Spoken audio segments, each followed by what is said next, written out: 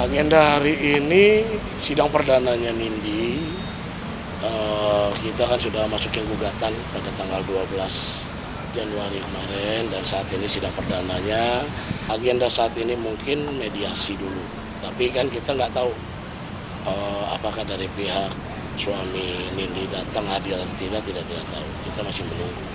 Untuk saat ini mungkin Nindi tidak bisa hadir karena masih ada keperluan, ada hal-hal yang masih beliau siapkan juga. Sampai saat ini tidak ada perubahan. Dia tetap ingin menggugat cerai suaminya. Kalau anak sendiri yaitu di dalam gugatan ini, Nindi ingin hak asuh anak ada pada Nindi. Saat ini ya kondisi anak-anaknya baik. Untuk harta gonok ini mungkin nanti setelah selesainya proses perceraian dan ini. Begitu aja. Ya mungkin akan arah ke seperti itu.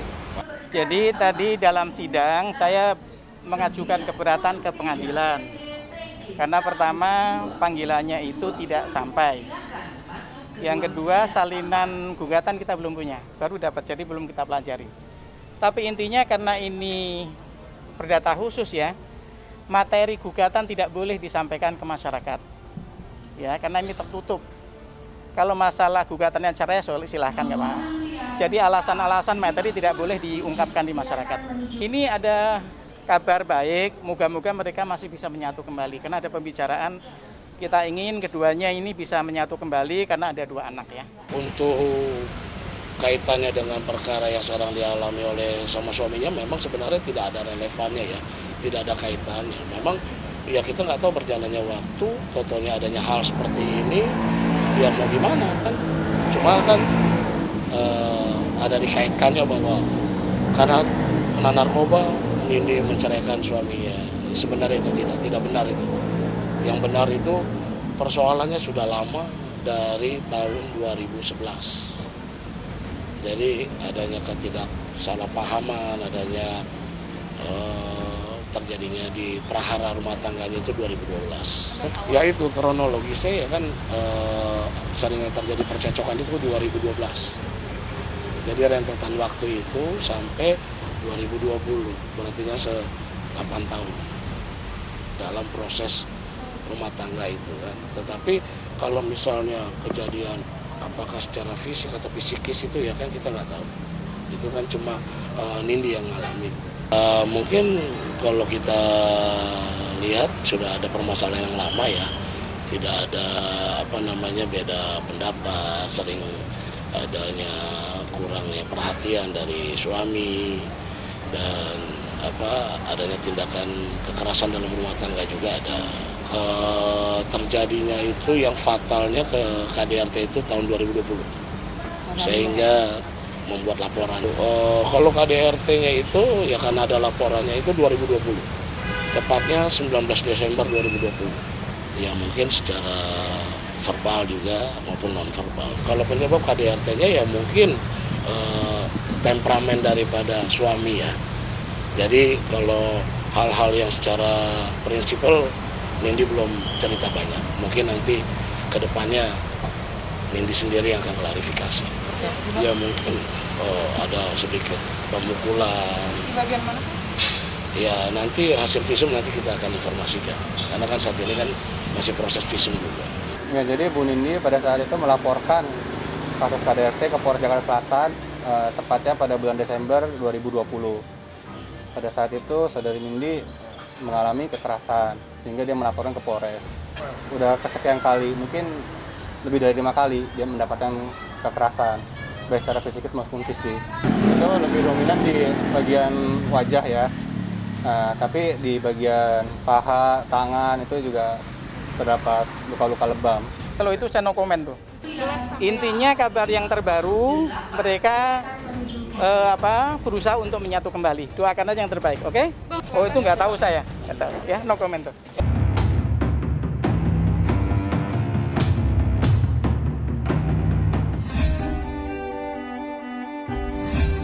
Nggak hadir hari ini, kami ijin puasanya aja.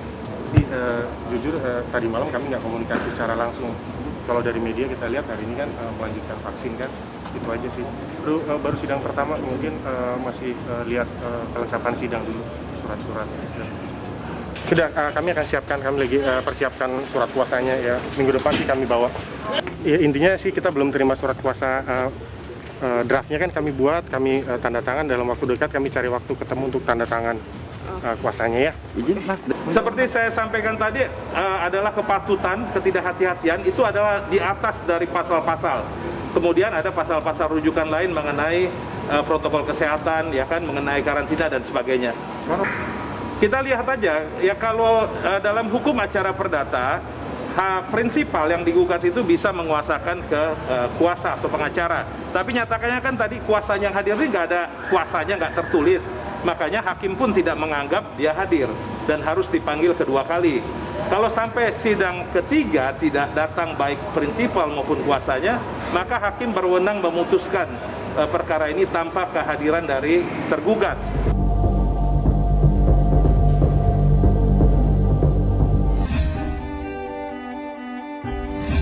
Tiba-tiba ada message yang gak enak dari Jeff. Kaget dong aku. Ada apa message yang gak enak. Bete, bad mood, bad trip karena baru kelar kerja, baru kelar syuting, capek, dibikin bete. Ya udah, pulang. Aku yang biasanya pulang biasa aja, kayak seneng-seneng aja, yang kayak nggak ada apa-apa. Di ruang tamu dulu ngobrol sama mama atau singgah atau ngapain kayak dulu di situ. Ini udah benar-benar cuma datang salim sama nyokap. Udah naik ya, udah naik.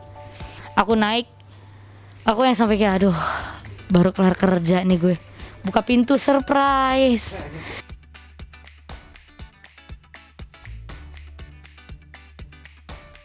Ya udah ini dibeliin tas.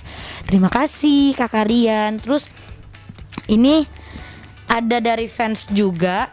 So, bentar. Nah, ini ada filosofinya nih, asik pakai filosofi gak tuh. Jadi tadi sebelum aku kan nggak tahu kado-kadonya nih. Aku baru nyampe di kantor. Pas lagi OTW di kantor tuh, aku sempat membahas soal yang penting lah, serius lah sama Kak Adel. Terus kayak ya udah bahas-bahas doang. Tiba-tiba pas aku lihat, aku unboxing, teng deng, aku dikasih Al-Quran, aku dikasih hijab gitu-gitu dari fans. Ini yang dibahas tadi gitu, aku bahas soal Al-Quran gitu-gitu dan ya ampun beneran ada, aku dikasih Al-Quran gitu. Thank you so much. Dan ini juga dari fans. Nah ini gemes banget. Ini dikasih kayak permen kaki ya ini. Iya gak sih? Iya. Permen kaki. Terus coba kita lihat dalamnya ya. Kita lihat. Teng neng. Wah ada permen karet. Jadi aku tuh pecinta permen karet. Sekarang aja aku lagi nyemilin permen karet. Terus ada susu stroberi. Aku suka sekali sama susu stroberi. Nah, aku no komen ya. Sejujurnya aku no komen karena aku tidak mau ada drama-drama lagi di kehidupanku. 2021 stop drama-drama. 2021 move on, maju jalan. Masa lalu biarkan masa lalu. Baru kali ini kan tiba-tiba Jeffnya komennya karena mungkin menurut Jeff juga ya aku mewajarkan sih, seharusnya diwajarkan karena bukan masalah ya elah cuma dikasih ucapan doang, hargain kayak dikasih ucapan. Sebenarnya boleh, kita menghargai banget kalau dikasih ucapan dan berterima kasih banyak banget dengan ucapannya, tapi tahu batas itu sih. Maksudnya cukup personal aja, chat di WA boleh, DM boleh, udah. Udah lost contact sih, tapi aku tetap menghargai dia dan tetap support dia lah.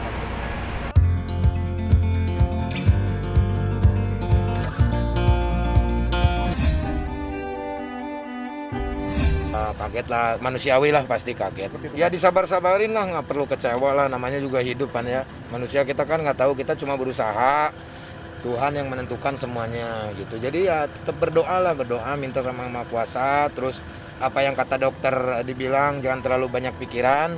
Nah itu mungkin dia. Tapi kalau kata dokter dari tingkatan pola pikir dia yang terlalu fokus dalam satu titik gitulah. Harapannya jadilah untuk kedepannya ya. Ya dia nggak sangka. Pasti dia nggak sangka seperti itu. Dia di luar dugaan lah, ya kan? Itu kalau buat saya sih ada hikmahnya.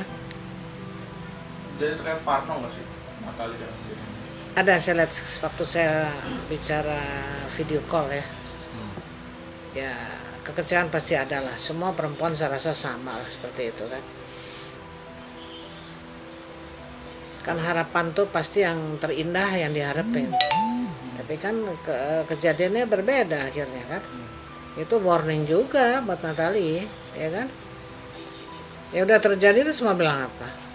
Ya pasti ada kekecewaan, pasti ada lah. Ya kan tadi mereka juga anak Sule sangat berharap ya kan, ada keluarga baru yang akan datang gitu kan. Saya rasa kalau hal itu terjadi dengan saya pasti juga begitu, sama aja. Kenapa tuh? Karena hati itu kan nggak bisa dibohongin.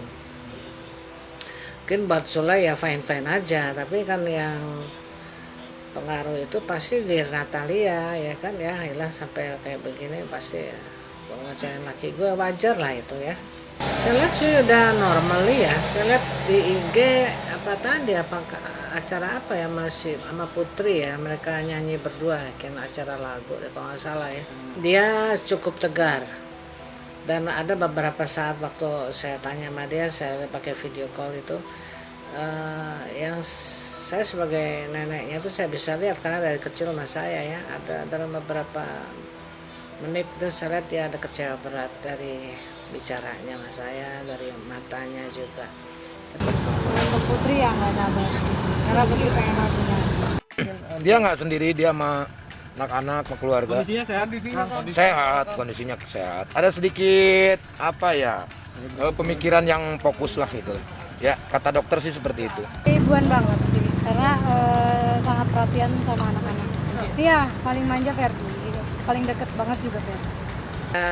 Lebih fokus kesehatan dijaga, tapi nggak seketika kan, pasti ini proses juga kan ya, proses. Ya karena dengan segala kesibukannya ada yang dilupakan kesehatannya itu, ya kan harus lebih waspada, lebih dijaga.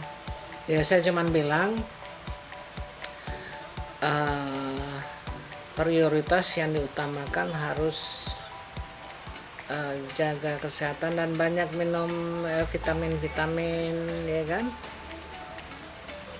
Saya tahu Natalia dulu itu juga begitu, paling males kalau dijejelin di mulutnya itu nggak minum vitamin ini, vitamin C ya ntar kalau saya nggak lihat nggak diminum gitu kan. Gitu memang cuek bebek itu Natalia. Tapi sekarang kan keadaannya udah berubah ya kan, fisik ini kan kayak tenaga itu umur oke lah, tapi kan kuat-kuatnya manusia kan pasti ada kelemahannya, itu pasti ada.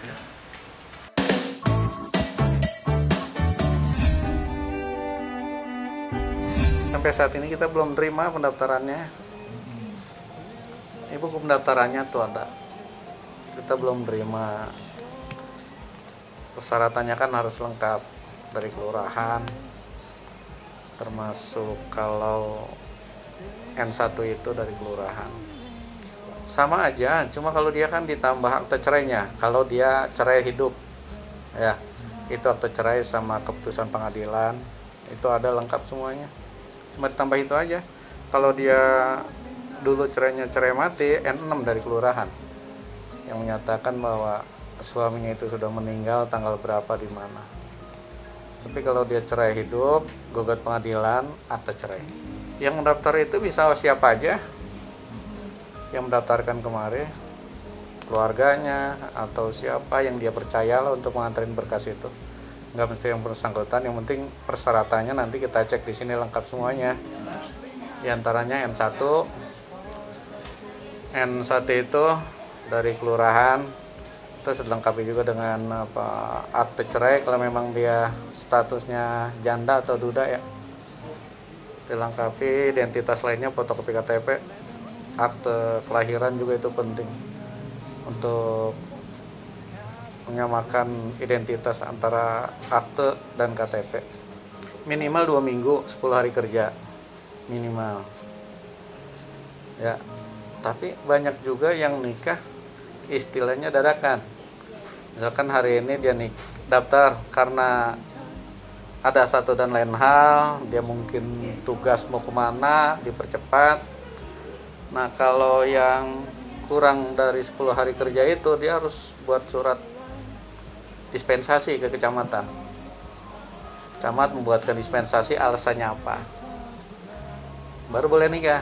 dan kita nggak bisa menikah. Karena kita nggak bisa mencatat pernikahan itu sebelum ada surat dari kecamatan kalau kurang dari 10 hari kerja. Saya sebagai RT 06 sudah menerima salinan surat dari keluarga Ayu Tinting untuk kebutuhan atau membuat surat menikah. Jadi intinya Ayu Tinting dalam dekat ini insya Allah menikah. Tapi mengenai tanggalnya itu belum ada informasi dari pihak keluarga. Belum, surat pengantar dari saya itu mah surat pengantar aja, cuman pengantar nikah itu nanti kan dari RW segala macam kan, KUA gitu. Ya kita doain aja lah buat Ayu yang terbaik ya buat tahun ini ya, semoga apa yang dia inginkan, niatkan ya kan tercapai, terwujud tahun ini tercapai. Udah tahu. Kalau tempatnya sendiri Pak di mana Pak? Iya, nggak ada kabar ya. Maaf ya. Saya bisa banyak cerita, saya cuma minta doanya aja. Mudah-mudahan saya dikasih jodoh yang terbaik, mudah-mudahan saya bahagia. Karena saya juga berhak buat bahagia. Dari kemarin saya selalu bilang, ayo nikah kapan? Tahun ini apa tahun depan? Karena saya nggak tahu jodoh saya siapa. Saya ucap itu doa, malaikat lewat, diaminin apa enggak gitu. Jadi saya sekarang mau berucap yang baik-baik aja. Jadi saya minta doanya aja, doain aja. Saya cuma minta sama Allah kasih saya jodoh yang baik, yang bertanggung jawab, soleh, sayang, jujur, setia. Itu aja yang saya Insya Allah doain aja yang terbaik. Kalau saya sih yang penting doain aja, mudah-mudahan dapat yang terbaik. Pastinya Ayu biar ada pendamping yang betul-betul sayang, setia, senang. Pasti orang tua mah hanya doain, dan kalau memang lihat anak bahagia pasti orang tua bahagia. Jadi keluarga yang baik dan pokoknya bahagia.